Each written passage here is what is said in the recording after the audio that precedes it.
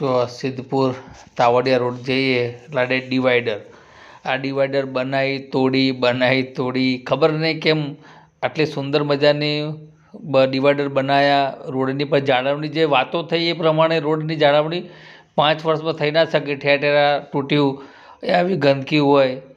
આ રોજનું હોય. આ સિદ્ધપુરમાં તમે ગમે ત્યારે રાત્રે નીકળો ત્યારે આ રોડ ઉપર તમને એટલા મોડેલ રોડ ઉપર તમને આ સ્થિતિ જોવા મળે. જો આ બસ સ્ટેન્ડ આગળ ઊભા રહેલું હોય, આ એપીએમસી શાકભાજી માર્કેટ આગળ અહીંયા હોય એટલે તમારે અહીંયા પણ ક્યાંક ગટર ઉભરેલી જોવા મળે જ.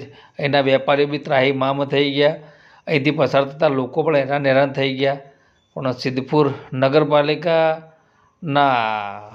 એકદમ વાતો કરવામાં એની 5 વર્ષ બરબાદ થયા એ સ્વીકારવું જ પડે હવે સિદ્ધપુરના લોકોએ.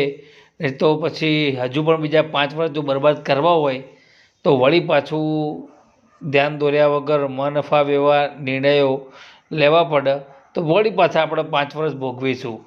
2026, 27 આવીને 2030, 31 પણ આવી જશે.